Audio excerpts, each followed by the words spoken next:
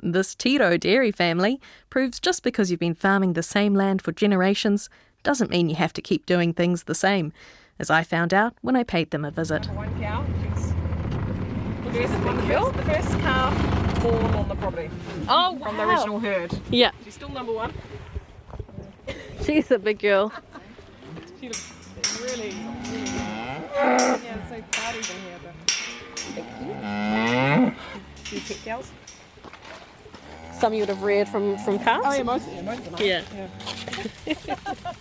They're very tame, very calm girls, which is nice. And that's, we raise them.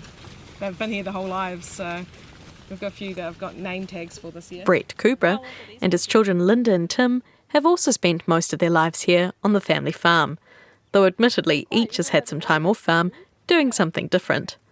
The property has been in their family for 117 years. Brett Coubrough. I am the owner, manager / retiree of the farm. And I'm Linda Coubrough, daughter of Brett, and farm worker / a little bit of everything. A little bit of everything, bit of a general hand. General, yeah. How long have you guys been on the property? My grandparents bought the property originally, and it's been farmed in the family ever since. So it's 1907. So we're 117 years this year. So Tim and me are 5th generation, and it's been a dairy farm the whole time, all the way through. So great grandparents were that chaff cutting, and they had a few cows, and supplied the first milk plant down here in Tirau, and then we joined Fonterra and have been Fonterra ever since. The total farm is 76 hectares, but it's 71 effective. We milk we try and milk around 150 cows. We've reduced it back to, from the days when we used to have share milkers on this place, they were running around 230 to 250 cows, and we've reduced it back to 150. We're doing nearly the same production as they did, due to be able to feed the cows better. And raise the young stock. So our calves and our yearlings are on farm their whole life. So all our replacement stock are here as well. So it comes at about 200 animals, roughly. Yeah, we're sitting just over 200. Yeah. Despite growing up wanting to be a farmer, it wasn't until later in life that Brett returned. I was going to be a farmer when I was younger. My goal was actually go to Massey and do farming, but unfortunately I got sidetracked and I ended up doing electrical engineering, which gave me great qualifications and allowed me to travel all around the world doing projects. I spent many years away from the property working all around the world, but after later life, then to slow down and not having to travel, it's nice to be farming opposed to doing other things. Not a bad place to retire. Oh, yes. Still plenty to keep you busy, I'm sure. Yeah, definitely not retired. Full-time. Part-time retired. It's a different style of life, whereas I had to deal with customers or clients, and now I've gone to the other way around, where my clients are now the cows. And they're much easier to deal with then. What was it that drew you back to the farm? Mine was, it was the work I was doing, and I was getting sick of going. I was working in Tirau doing a control system upgrade, and the commute was, daily commute was over an hour, and I was just getting sick of it. And I had an argument with my employer, so they wouldn't pay me travelling time. So I said, well, I'll retire and go farming. So that's what I did. Meanwhile, Linda never saw herself coming back to the farm until after COVID. Our family moved here in early 2000s when my grandmother passed. That's how the succession went. Dad came back to run the property after she was managing it with share milkers. And so we came across, me and my brother, as teenagers. Imagine leaving the beach to come to a place in the middle of nowhere. It's always a fun time, and we spent a lot of time at school because we had to commute to Cambridge and back. And then for both of us, we just wanted to go as far away as possible, and as all kids do. So I went down to Dunedin. Went to university down there and had a great time, and same thing, ended up overseas doing all sorts, which led me back home to Auckland for 5-6 years. And I was spending during that job, I had quite a few days off in a row, so I'd come back down and help out Dad, especially during COVID times, when COVID allowed, when you get out of Auckland. But during that year where Dad was here by himself, I decided to take leave without pay and see if I could work with my brother, because that's the biggest test, where siblings can work together. And he can tolerate me, and I can tolerate him. So who's the oldest between the two? Tim's the oldest. Tim's the oldest. So, and he was here first, so he's got dibs for sure. But we each have our strengths and different focus on what we want to do. So that led to me coming back full time. And what's it been like being on, land that's been in the family for such a long time? Is that quite special, or also quite a lot of responsibility, I imagine, in some ways? Yeah, both. Yeah, it's an honour, I think, to be able to, for me especially, coming back from other work and being able to come here and knowing that this has always been there and all our forefathers have done everything that is here now. The setup, you find old bits, and we still don't know where all the pipes are. No one knows where things are. That's good recording, but there's no one to blame but our families, so that's quite cool. And the fact that the land was bought off the bank back, colonial times, it's a bit of, honour to know that we're looking after land and hopefully leave it in a better way than we got it. How has the succession planning side of things been for this generation, for you, for the three of you? How do you manage that kind of dynamic? And sometimes obviously people might have different ideas about where they want the property to head and things like that. How do you manage that side of things? We're all on the same page. We want robotics to milk the cows for us. And that's always been the plan. Even when Mum and Dad bought the herd back in 2017, that was the plan. And we've had some stone walls with financing for that. And with technology keep upgrading as well, we've managed in the meantime. But I think we're all on the same page. That's the way we want to go. And then succession is just, Tim and I are here and we'll figure it out. Step by step, day by day kind of thing. Yeah. We talk a lot, so we're all on the same page. Yeah. But dairying is still what we're sticking with in the meantime. Always open to new opportunities, but this seems to work. Hey. Yeah, it's a lifestyle, and it's weird. We've come to the conclusion that you're actually planning for over a year ahead all the time, and it's something that I never really thought about. But you actually you're setting yourself up for the following season by what you're doing now. And there's a lot of stuff that I never realised that, and it's interesting. Even in the industry, a lot of people don't understand that they have to plan that far ahead. Yeah, constantly. If you want to change something, you see the effects 2 or 3 years down the line, and that's what some do plantings and stuff, and everything you do for the land. It's such a long-term goal. Whereas in other work, you do a job, you fix it, it's done, complete, move on to the next one. Where this is, our input now is changing what's going to happen down the line, which is, it's a whole different way, isn't it? It's a whole different way of thinking, and all our different backgrounds help bring up different things from that and what we want out of it. Brett's experience off-farm has been instrumental for today's operations and helping automate many of the jobs on-farm. When we first decided to pursue the robotic side of things, we came to the conclusion that we couldn't put robots in, but I was having issues at that time about heat detection for cows for mating. The decision was that I went out and found out who Laley used for their collars, and I went to the suppliers and bought the collars, and we did that part of the project. And that was, 8 years ago now. Allflex, Yeah, Allflex collars. So we've been running them for 8 years, and it's interesting over the years. We've seen different things and learnt different things, and it's been a really good, interesting scenario through. And of course, we're quite unique because we're one of the few smaller herds that actually have collars on. Well, over the years, it's always been the really big places have collars, not the small. Investment-wise, I guess, wasn't it?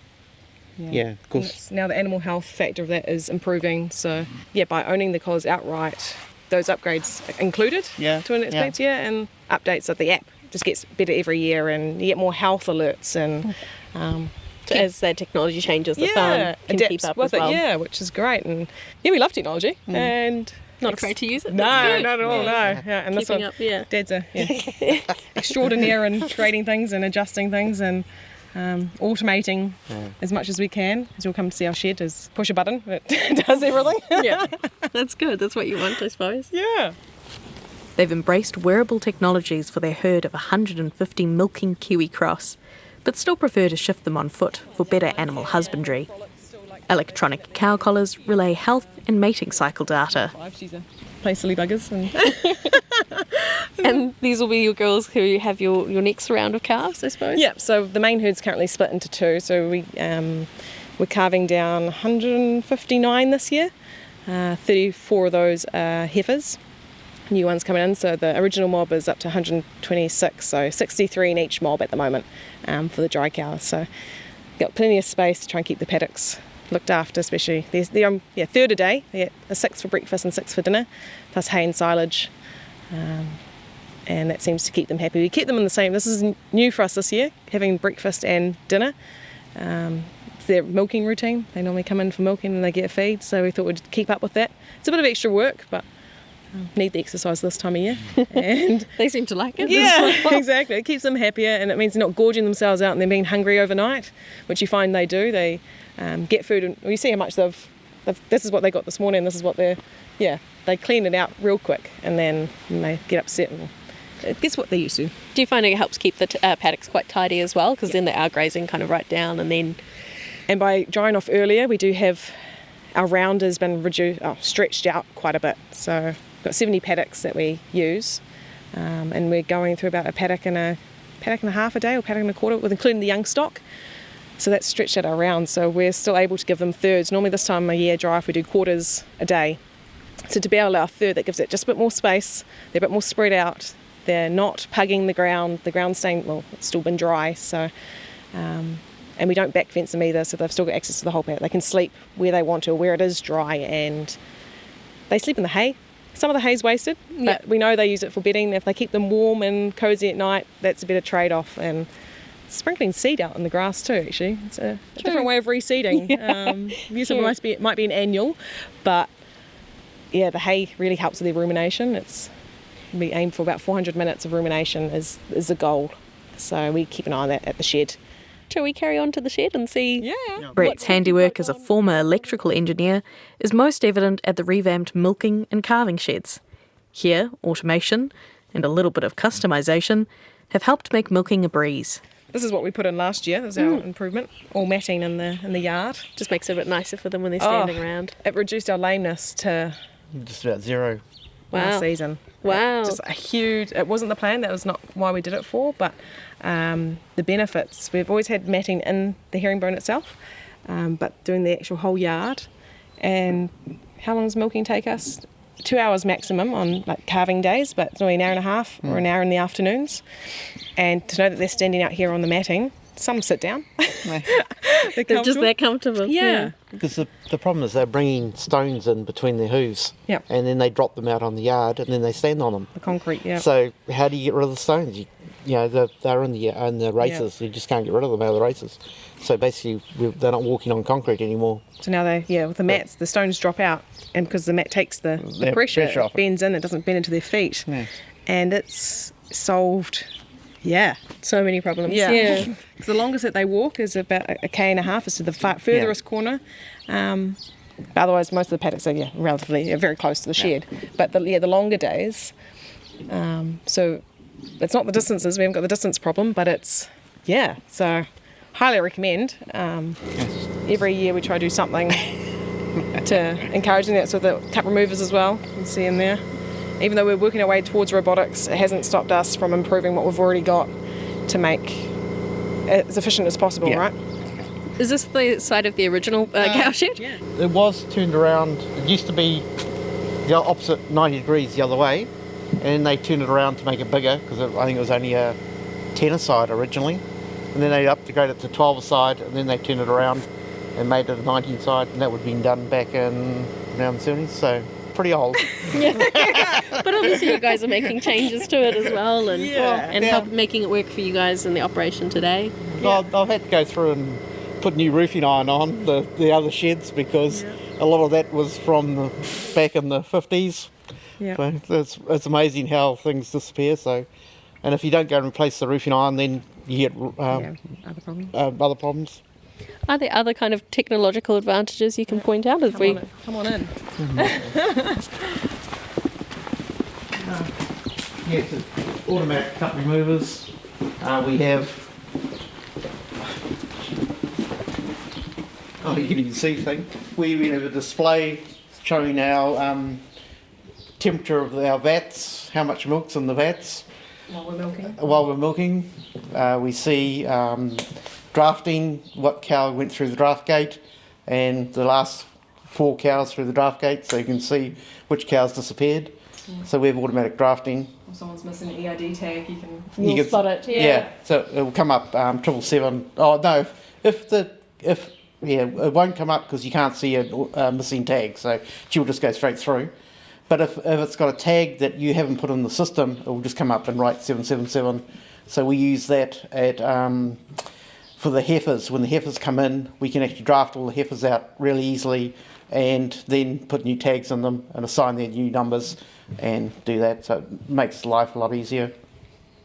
And I can see the snack machines as well. Nice. Encourage the girls to come on in. Yeah.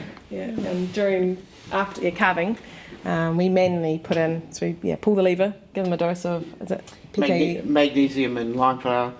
Calcium, So calcium and magnesium. We individually dose the amount of grams they need per cow and mix it in manually. It just takes a bit more time, but we know each individual cow is getting the supplements that they need, and that's helped our milk fever. And everyone's getting the supplements that they need, except for that one cow that doesn't want to eat their meal. I mean, there's always one. There's always one. Yeah. You can keep an eye on them though. But we do that for a fair way through the season actually. Yes. Quite a few months. Having the automatic cup removers, does that make it easier in terms of staffing as well and things like that? Yeah, it's set up now for a one-person operation. Yeah. So we still milk with 2 people just because it's easy and it's faster. And to load them in properly and to avoid any of those kind of incidences, and it's company. And I suppose there's always a health and safety element. Oh, for sure. So all sorts of benefits. Yeah, but so it is set up for one. Yeah, so if we have weekends off or someone else go away, then one can stay back and milk the cows, no problem at all. Especially in summertime, if it's just once a day, then you just need one person around to milk. Inside the shed is a whole different story. We've got this beast. Yeah. Giant. Power supply. Power supply, because with the power cuts that we get regularly, especially with our calf feeders, they're all electricity based. Power goes out, we can't feed the calves, so you want to have your own set up there. And then we've always had the chilli unit.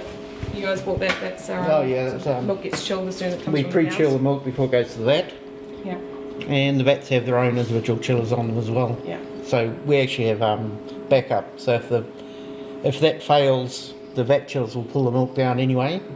If the vat chillers have failed, that's already pulled it down to 5 degrees. Yeah. So either way, we're still covered from Fonterra. So And the generator to cover that. Back up. So all our cleaning system's all automated. So we've got valves on hot water, your recycle valve, cold water, and vacuum. And that's chemicals as well. It's all set up. It has a sequence at the end of milking. We just, put the cups up.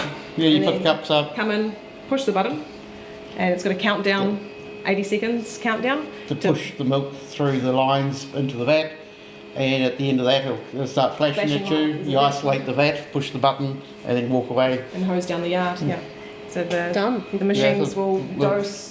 Dad's programmed all the dosing units. All the alkali or acid is all pre-dosed. It's set up to go You in. can see on the list. So during Yeah. is it Mondays and Thursdays? It does a hot wash, so twice a week.